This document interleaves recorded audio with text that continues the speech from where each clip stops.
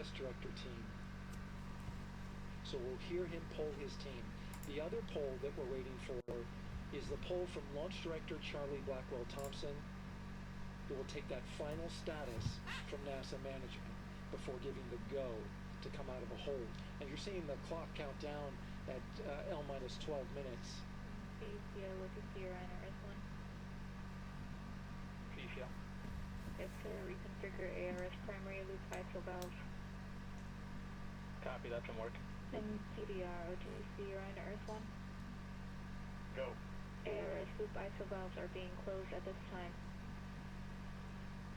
Integrity copies. NGDLP. Go. Yes, I had a discussion with CIS and with MER manager regarding the observation the CIS had a few minutes ago. They were able to confirm with BCI photos that the condition that they observed has been there since 2025. MER manager has had a chance to review the findings, and they do not have any constraints from either a CIS or MER manager perspective. Okay.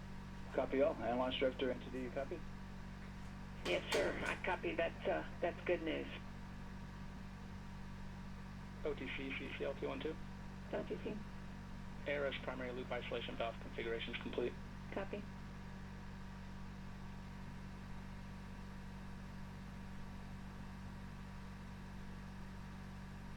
And CGLS NTD, cancel pending, please.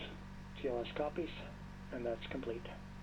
All right, and for all personnel, we got a little bit more work to do before we pick up the clock, and we're about a little over a minute from getting to T-minus 10 minutes, but we've canceled the resume time there, and then we'll pick it up after we get through all of our work and anything else that we need to do to get through the remainder of counts. So we'll continue working that to get to our T0 today.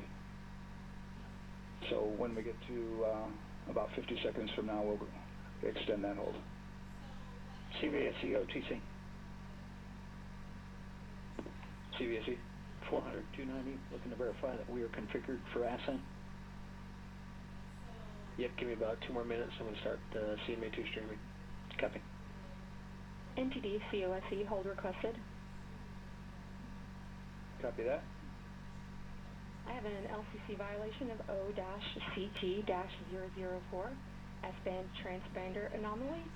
This was a transient LCC violation, so transponder 1 had a demodulated SNR estimate that went down to 2 dBm when it should have been between 10 and 13. It is now back up to 12, but we did lose that for just a moment. It does not appear that we lost our bit sync or carrier lock, which would be indicative that we lost our lock with the vehicle. So at this point, recommendation would still be go.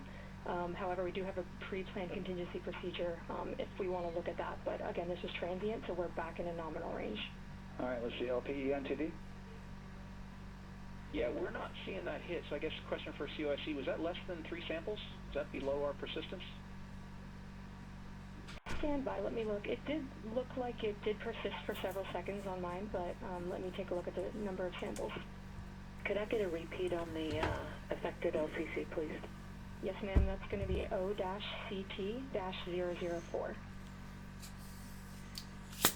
Thank you.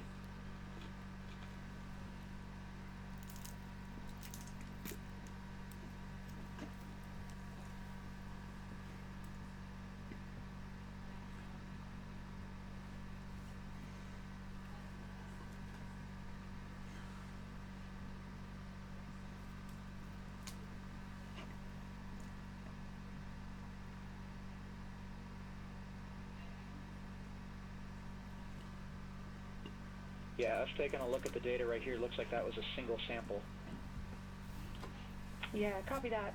RFTS does report that they also lost lock for about 5 seconds, so I would love to ask KUS and see if they also lost lock with the vehicle for any extended amount of period.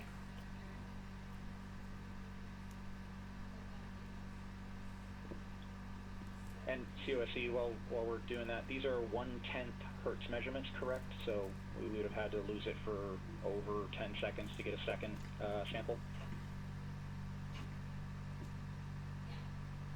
Yes, sir, that's correct. It is 1/10 hertz. Yeah, so from our perspective, the allowance is effectively up to 30 seconds, up to 3 samples based on the 1/10 hertz. This is not an LCC violation, I believe. Yes, sir. I would agree with that at this point. Copy that. We're checking with KUS on 232. I don't think they have 212 access. We're trying to verify, but it sounds like they have a loss of lock as well. About 2 seconds. Okay. And I guess for both KUS and COSE, do we have lock now? That's affirmed. We do have a lock for COSE.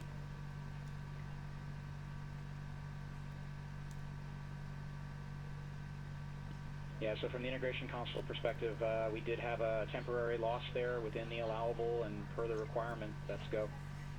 And this is Houston Flight. We have lock and we have good telemetry here in GSE. And KUS is reported to they have good lock now.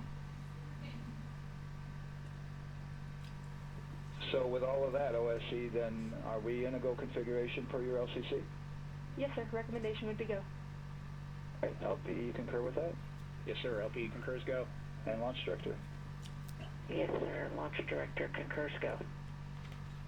All right, and I'm going to go ahead and just verify everybody has everything else complete, Launch Director, and if we do, we'll be ready to pick up the pole at that time, unless there's something else that you're aware of. No, sir. Let's verify all our work is complete, and I would like one last check of our constraints list. All right, let's see. OTC, are you still waiting for ComConfig, or are you... That is affirmed, sir. Okay, you don't open item? Yeah, OTC, this is CSE. That 400 step 290 is complete. Copy. Okay, so OTC, you're complete with all your work? That's affirmed. All right, copy that. STC? STC is complete. And GTC? GTC is complete. Okay, excellent. All right, and LPE, just want to verify we have no open constraints at this time. No open constraints. We have a clear board, sir. Okay, tracking the same here.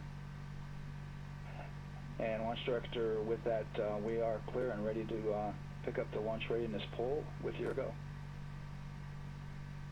All right, sir. I am go for the poll. All right. And for all personnel, this is the NTD conducting the Artemis 2 launch readiness check. Verify ready to resume count and go for launch. OTC. TC is go. STC. STC is go. GTC. C's go. MCO. CO's go. Safety console. Safety console is go. LPE. LP's go. RTD. RTD's go. Houston Flight. Houston Flight is go. ROC. Rock is go. And CDR. Cruise go. Copy that. Thank you, Reed. And Launch Director, NTD, our launch team is ready to proceed at this time. All right, NTD, I copy all. At this time, I'll perform my poll. Attention on the net. This is the Launch Director performing the final poll for launch, verifying no constraints, and go for launch. EGS, Program Chief Engineer. Artemis Chief Engineers are go. Copy, thank you. EGS, Chief Safety Officer. The Artemis CSOs are go. Copy, thank you. Range weather. Launch weather is go. Thank you, LWO. And Artemis, MMT Chair. MMT's go. Thank you, John. And Integrity Launch Director. Good Air is Charlie PLT. Thank you, Charlie. This is Victor. We are going for our families. MS1. This is Christina. We are going for our teammates. MS2. This is Jeremy.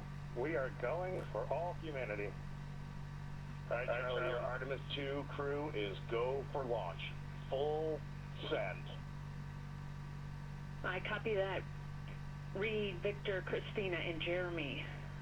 On this historic mission, you take with you the heart of this Artemis team, the daring spirit of the American people and our partners across the globe, and the hopes and dreams of a new generation.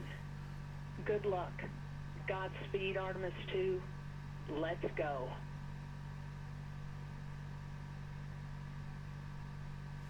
And into the Launch Director. Go ahead, Launch Director. Yes, sir. You have a go to proceed with countdown. Copy that. I'll put it in work. CDR NTD. Go. Your risers and initiate short purge for your EPROC 10.1.1, steps 8 and 9. 10.1.1, 8 and 9 going to work. Copy. CBSE NTD. Start and verify recordings of our Orion cameras. Copy. Okay, well there you heard it. RSR NTD. RSR. They're getting ready to start terminal count. AR rotation enable at this time, please. It's currently at T-minus 10 minutes. Once we wrap up this last bit of work, AR rotation enable complete. we're going to start that clock. Copy that, thank you. Integrity crew, close and lock visors.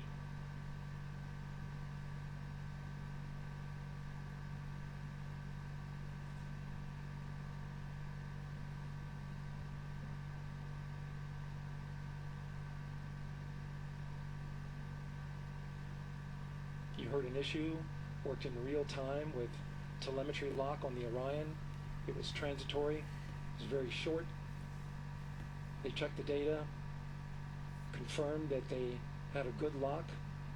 This was with the S-band transmitter on the Orion. Worked through that issue, looked at the data, and cleared it. All with the world watching. Impressive work by the launch team. So we have a 2-hour window which starts in just a few minutes at 6:24 p.m. Eastern Time and goes until 8:24 p.m. Eastern Time. And ECL NTD will be waiting for your verification on the short purge. ECL copies. And for all personnel, once we get that short purge verification, we'll verify that we are clear to go, and then we'll proceed with the terminal count.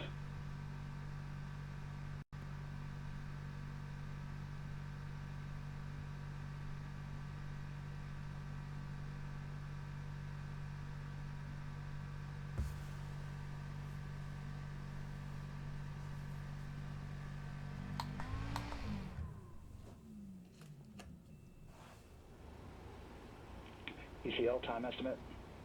About a minute. Copy.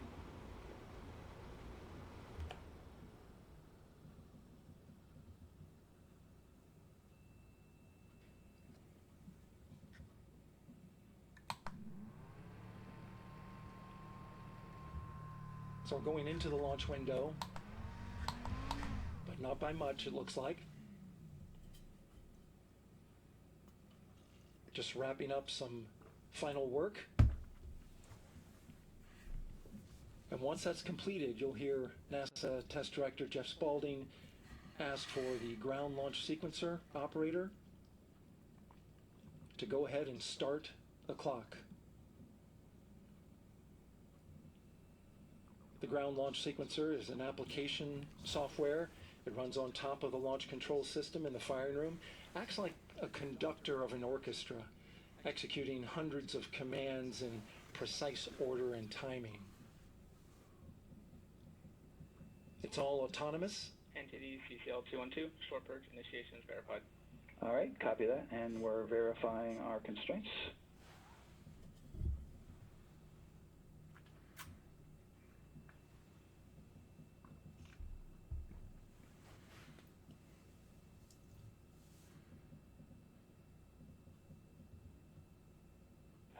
All right, and we're clear from cutouts.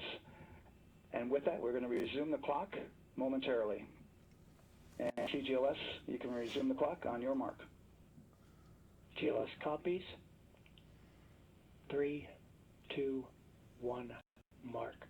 GLS mainline has been initiated. T-minus 10 minutes and counting.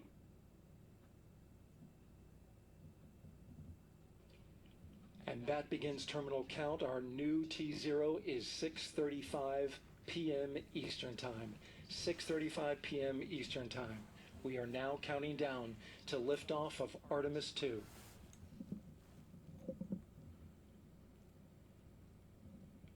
From now on, you're going to hear two voices on the loops.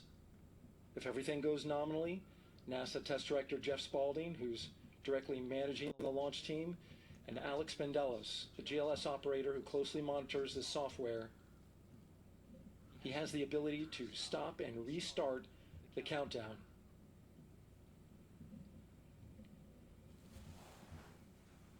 A lot of people ask about whether there's a launch button. There certainly is not. Flight and rock. Our new T0 is 22, 35, 12. Houston flight copies. 22, 35, 12. Affirm. There you heard confirmation of the exact T0, 6:35 and 12 seconds p.m. Eastern Time. Again, our T0 is 6:35 and 12 seconds p.m. Eastern Time. But as I was saying, there's no launch button. This is autonomous. But there is a button that keeps you from launching, and that button allows the GLS operator to pause the countdown outside of terminal count and during terminal count and submit a hold to the next holding point. So the clock won't stop right away. If there's an issue, we'll go to the next stable holding point. This is how GLS configures the rocket and ground systems to a stable point where they can stop the countdown if that's needed. But right now, we are counting down our next big milestone, looking to retract the crew access arm. GLS is go for crew access arm retract. And there you see the crew access arm moving away.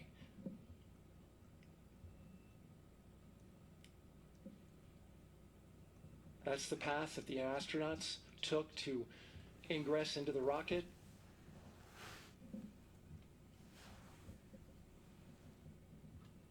Until this point, that was their way off the pad if they needed to evacuate. But now with that arm retracting, the backup transitions to a launch abort system, and they'll begin arming that shortly.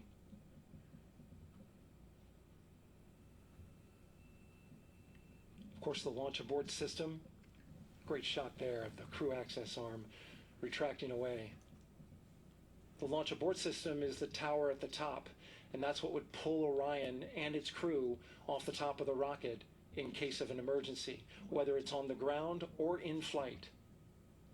This is critical safety hardware that protects the lives of the astronauts.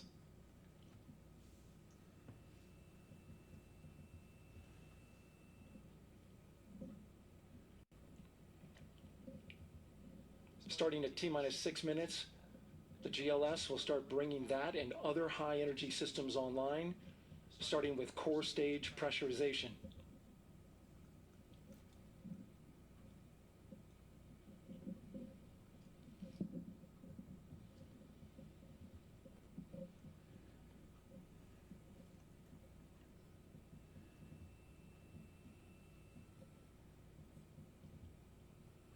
Weather is 90% go. The range is go.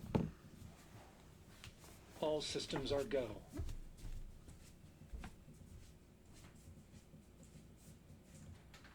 GLS is go for core stage tank pressurization.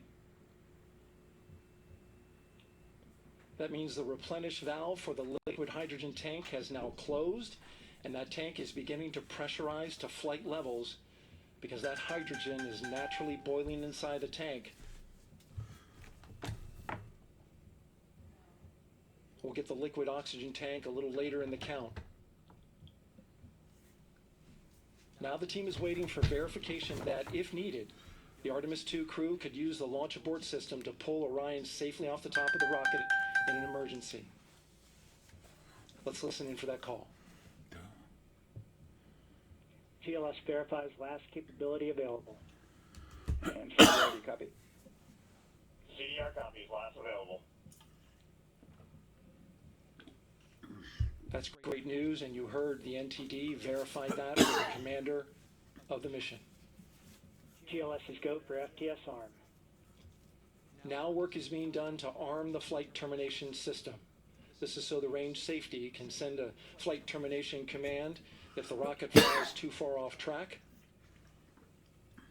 There is a brief built-in delay, so the launch abort system has time to pull the astronauts to GLS is safety go for first. LH2 high flow bleed check. All right, the high flow bleed check. That's so the cryo team gets verification that the RS-25 engines, all four of them, are in the proper temperature range for launch.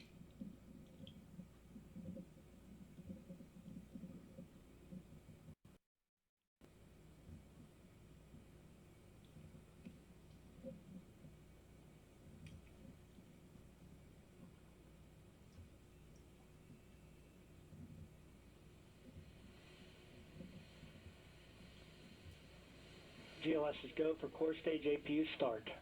Core stage APUs start. Those are auxiliary power units, high-speed turbines which provide pressure to hydraulic pumps that steer the RS-25 engines. We're going to see a gimbal test a little later at T-minus 2 minutes and 30 seconds. This is what allows that to happen.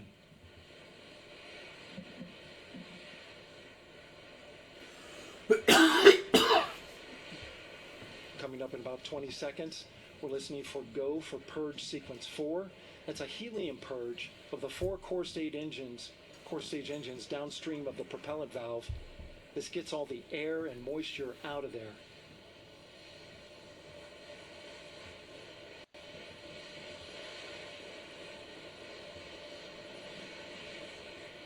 GLS is go for purge sequence 4. Moving through the milestones. All is looking good.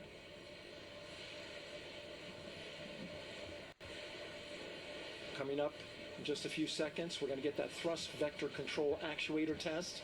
This is a gimbaling of the engines.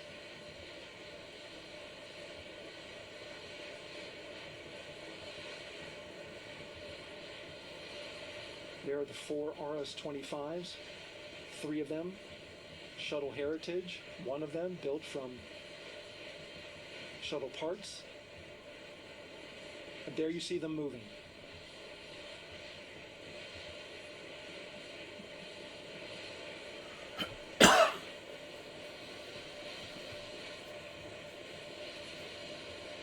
Now we're going to start moving the power from both the upper stage and the lower stage of the rocket to internal, taking ground power away and now going to battery power. GLS is go for upper stage internal power. All right, power is removed from the rocket's upper stage, the ICPS, and it's been switched to battery. Same milestone for the lower core stage coming up at T-minus 1 minute and 30 seconds. Right now, the 4-person Artemis 2 crew is 248,000 miles away from the moon. And if all goes well, they will fly by it in 6 days. GLS is go for core stage to internal power. All right, there's the rocket's core stage, which houses 3 flight computers, is now on its own power. There's no more hold time because there's no more margin on these batteries. So we would have to recycle back to T-minus 10 to recharge if we had a hold.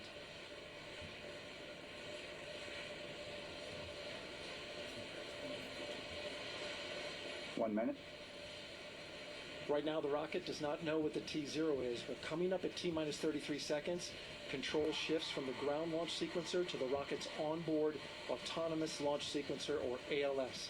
The rocket will count itself down, but honor any holds that could come from the ground. Now, shortly after liftoff, Houston will take control of the rocket, and my colleague Gary Jordan will take over commentary. GLS, go for ALS. Great call out. The rocket is on its own. 4 brave explorers ready to ride the most powerful rocket NASA has ever launched. Sound suppression water is flowing. 15. And here we go. 10, 9, 8, 7. RS-25 engines lit. 4, 3, 2, 1. Booster ignition. And liftoff. The crew of Artemis 2 now bound for the moon. Humanity's next great voyage begins. Good roll pitch. Roger, roll pitch. Houston now controlling the flight of integrity on the Artemis 2 mission around the moon. Integrity, AMT high. AMT high. On time passing 30 seconds into the flights. Integrity passes the ultimate NACO. Target milestone. Mission Control Houston seeing good performance on the main engines. Space Launch System core stage. Integrity, 3 miles in altitude. Traveling more than 1,200 miles per hour.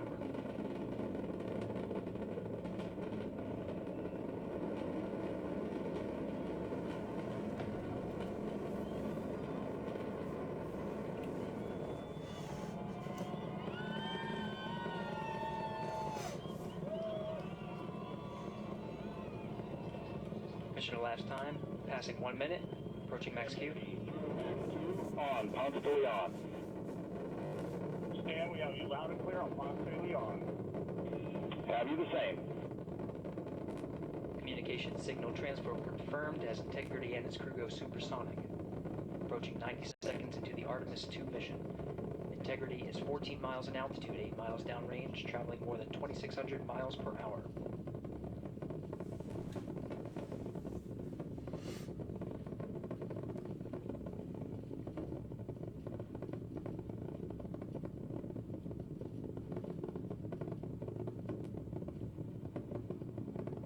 One minute 50 seconds of mission elapsed time, standing by for main engine throttle down to 85%, ahead of solid rocket booster separation, expected at the 2-minute 9-second mark.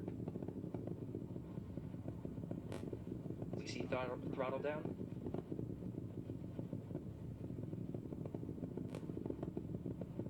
Confirmed separation. Main engine's throttling up, guidance converged.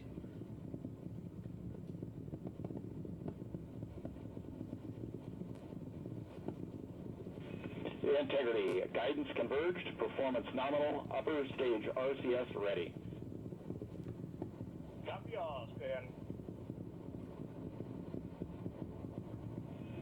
Integrity, SM priming complete. SM priming complete. 2 minutes 45 seconds of mission elapsed time into the Artemis 2 mission. Thrusters on Integrity and upper stage confirmed in a ready state, ahead of service module fairing separation.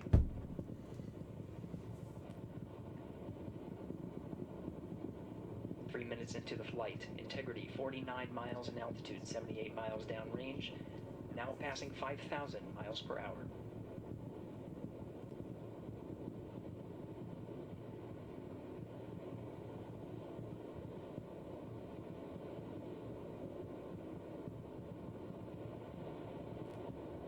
Standing by for launch abort system jettison. Houston Integrity, good last jettison, great view. Copy jettison, Team Eco 8 plus 02. We see the same on board, Stan. And Houston has you loud and clear on Tigris at the Carmen line. Outstanding, Stan, we have you the same. 3 minutes 50 seconds into the flight of Artemis 2, Wiseman, Glover, Cook, and Hansen cross the boundary to space with good comm checks.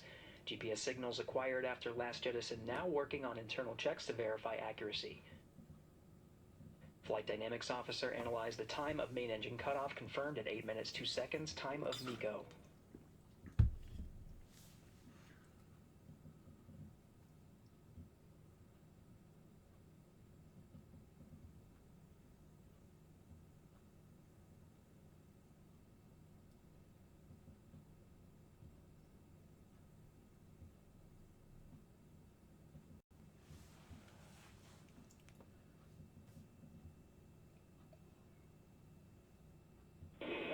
Integrity, GPS processing.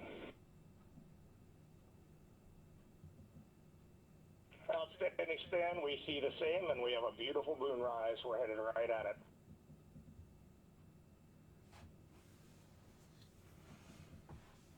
Approaching 5 minutes into the flight, Commander Reed Wiseman confirms he has visuals of his destination. GPS guidance, navigation, and control software finishes internal checks and sends to navigation channels. Integrity, 3 engine press. 3 engine press. On time, now passing 5 minutes 20 seconds of mission elapsed time into the Artemis 2 mission. At this point, 3 good main engines are all that's needed to carry Integrity to a nominal main engine cutoff target. Though at this time, we're seeing 4 good engines here in Mission Control Houston. Integrity, 75 miles in altitude, 330 miles downrange, approaching 10,000 miles per hour.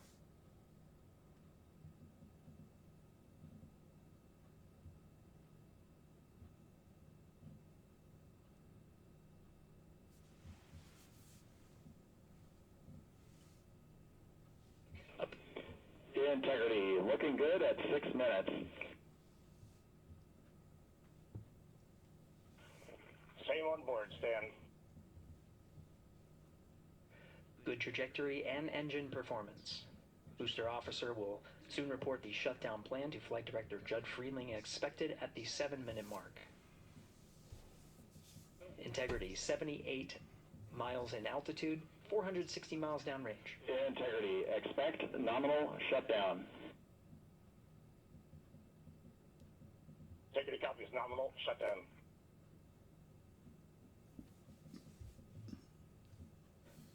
Six minutes 40 seconds of mission elapsed time. Shutdown plan is as expected. Again, the time of MECO was confirmed at 8 minutes 2 seconds into the flight.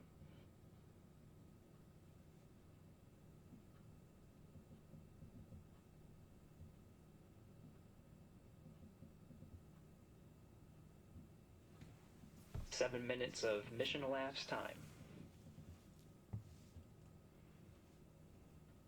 Throttling down as we approach the abort once around option. Milestone at the 7-minute 30-second mark. Now 84 miles in altitude, 650 miles downrange, traveling more than 15,000 miles per hour. Integrity, AOA open. AOA open.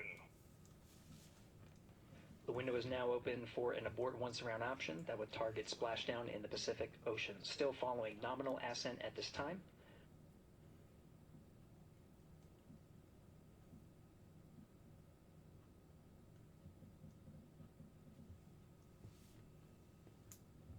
About 10 seconds remaining until the main engine cutoff of the Space Launch System core stage.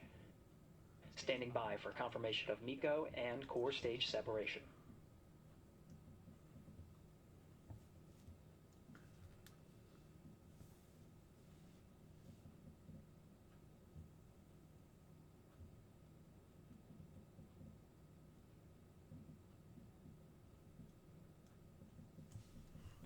Integrity, nominal MECO, core stage separated.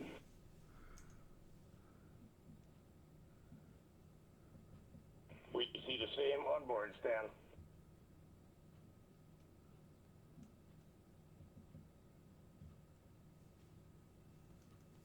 Eight minutes 40 seconds into the flight, we have a nominal main engine cutoff heading in the right trajectory on the way to swing around the moon. Core stage has separated, done its job. The Space Launch System upper stage, the Inner Rim Cryogenic Propulsion Stage, or ICPS, still attached to the Orion spacecraft.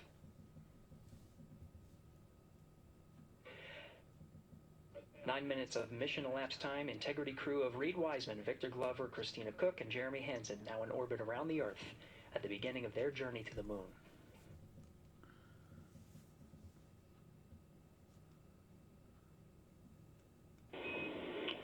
Integrity Houston, looking ahead to PRM numbers so far per the pad.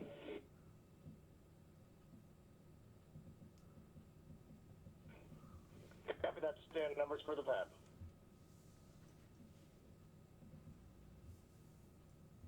Capcom Stan Loves now reminding the crew that the perigee raise maneuver time of ignition is as expected prior to booster ignition. That time being 49 minutes 50 seconds of mission elapsed time.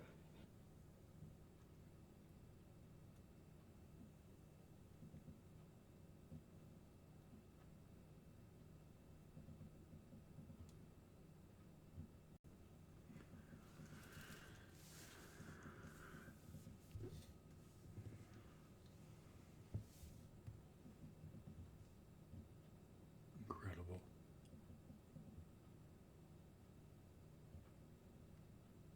And about time.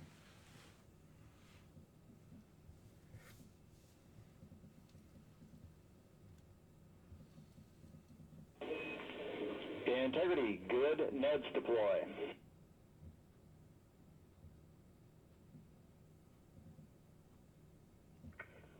Copy that, Stan. Good, Neds.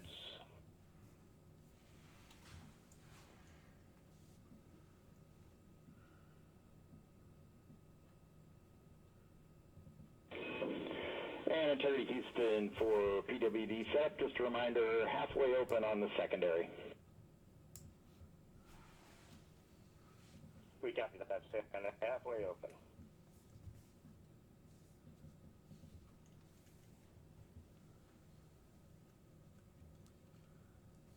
Passing 11 minutes of mission elapsed time.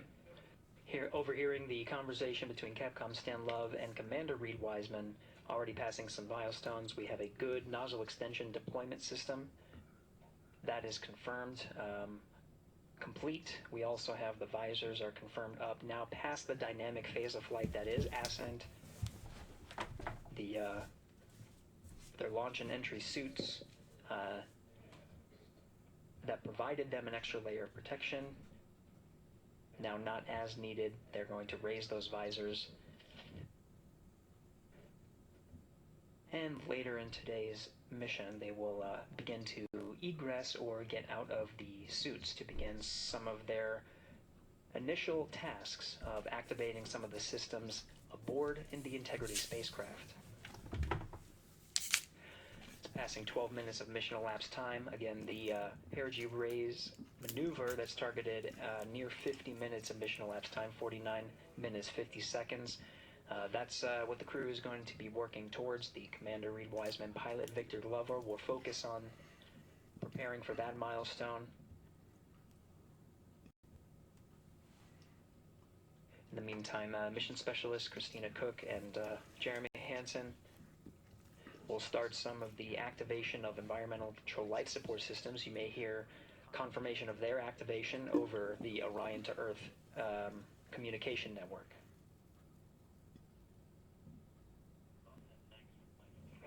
Houston, C3 aux power back in auto. Copy C3 aux, and we're 2 minutes to maneuver.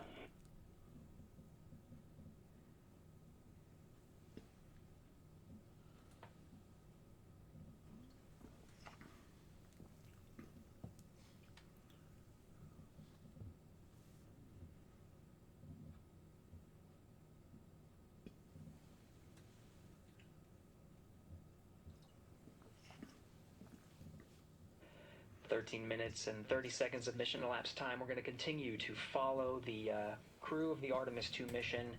They are beginning their journey around the moon to verify the systems that will take us to its surface. An incredible ascent. Artemis 2 is underway. Reed Wiseman, Victor Glover, Christina Cook, and Jeremy Hansen begin their journey to the moon. Still milestones to come up as we await solar array deploy and the critical burns that will get Integrity into high Earth orbit around the Earth before engines are fired to get us around the moon. We'll keep tabs on Integrity and its crew from here in Mission Control Houston. But for now, we're going to send it back to you, Megan and Nicole at the Kennedy Space Center. Very jealous to hear how the launch experience was over on the Space Coast. Yeah, Gary, if people are just joining us, welcome back to the Space Coast, where we just saw Artemis 2 lift off 14 minutes ago, and wow, what an amazing launch, and an emotional one too. As soon as the rocket lifted off, Nicole, you had tears in your eyes, I had tears in my eyes, and we had all these people around us cheering. It was amazing. Yeah, the energy was wonderful. I mean, it was a beautiful launch. You know, we've got 4 friends and family members headed to the moon. It's pretty amazing. Yeah, how does that make you feel as someone who, you know, is an astronaut as well, but also, as you said, friend? Yeah, so proud of them. You know, man, we don't have the words in the English language to describe this kind of an event, and pride, love, so many emotions. You know, they are truly breaking some barriers, and hopefully, you know, as Gary just said, they've got a long day ahead of them, so wishing them well on everything, but so far, what a beautiful launch to watch. Yeah, to be returning to the lunar orbit in more than 50 years. Maybe they go farther from Earth than any other humans before them. Maybe they see parts of the moon that we've never seen before. I mean, what a great start to what could be all of these milestones that we break in just a 10-day mission. Yes, what a way to welcome in the Artemis generation. Yeah, how do you feel? I mean, we saw some beautiful shots we were covering of course, the rocket, of course, the Earth falling away as we continued up into our ascents, but also some of those crowd shots where we saw young and old, just emotional, overcome by this history-making moment. Man, we are going back to the moon for all, and we saw that today. We saw that in all the crowds. And yeah, you guys just saw that view, the sunrise or sunset, I guess. They just made it over the crest of the Earth, and you could see the sun peeking over. One of my favorite views from space, and I can't imagine what they're looking at now, and I can't wait to see what they're looking at in about 5 or 6 days. Yeah, and you know, I know a lot of people are like, you know what, I'm surprised this launched on the first try, because we know, like any little thing, we have to be keeping safety in mind, and we want to make sure we're ready to go. But we were ready to go, and I think it surprised a lot of people. What a wonderful surprise on this Wednesday evening. It did, you know, and it kind of surprised me as well. But you know, it's just a testament to the team here that has been working so hard on Artemis. You know, Artemis 1, we learned a ton of lessons. We learned a ton from the wet dress for Artemis 2. We were able to go in, fix those things. We even had a couple mishaps today, not mishaps, but a couple, you know, anomalies today that the team creatively came up with solutions for. It's just a testament to the teamwork that gets us to the moon. And so we can continue to watch Christina, Reed, Victor, and Jeremy on their way now to the moon in Earth's orbit and awaiting the next in-flight milestones, deploying Orion's solar arrays. So why don't we get back in with Mission Control and Gary.